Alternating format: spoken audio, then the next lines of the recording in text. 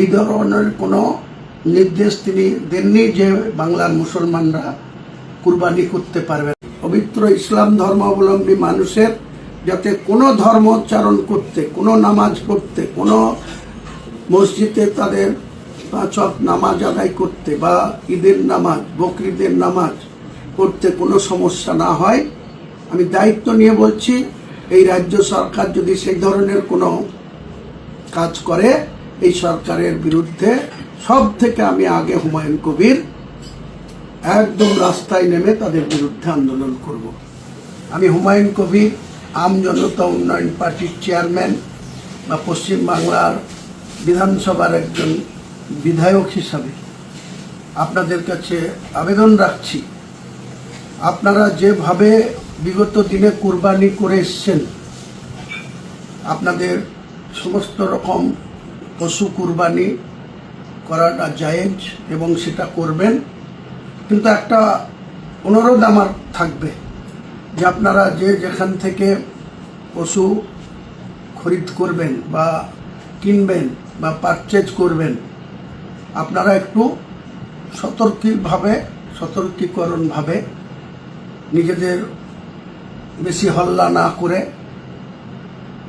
আপনারা সেই সমস্ত পশু, বকরি, দুম্বা, গরু, যারা উট, যে যেখান থেকে যেভাবে কুরবানি করেন নিশ্চয়ই করবেন, কিন্তু আমার একটাই আবেদন, রাজ্য সরকারের পক্ষ থেকে এখনো কোনো অর্ডার বা জিও বের হয়নি যে কুরবানি করা যাবে না বা কুরবানি করতে দেওয়া হবে না। কিন্তু এক শ্রেণীর সংবাদ মাধ্যম মুসলিমদেরকে বিভ্রান্ত করার জন্য, মুসলিমদেরকে ভয় দেখানোর জন্য এখন থেকে বিজেপি সরকারের পক্ষ নিয়ে মুসলিমদেরকে ভীতি সন্তুষ্ট করার যে অপচেষ্টা করছে, আমি সেই সমস্ত সংবাদ মাধ্যমের তীব্র বিরোধিতা করছি।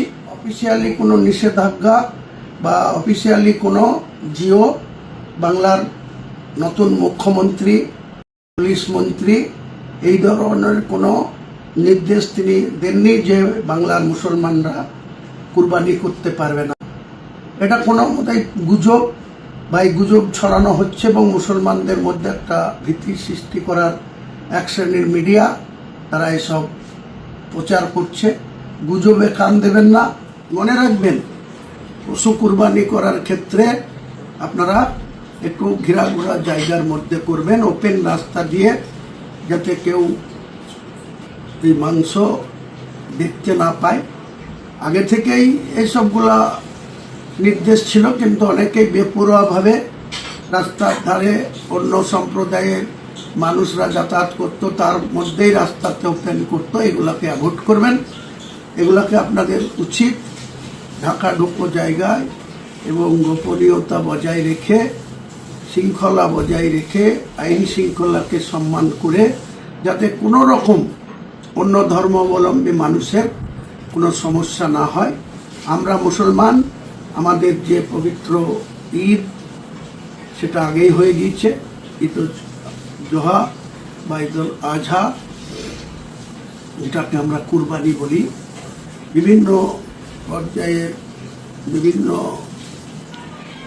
ধরনের যে কুরবানি আমরা করি, সেই কুরবানি বাংলার 37% মুসলমান, কোথাও তাদের কোনো সমস্যা হওয়ার কথা না, হবে না।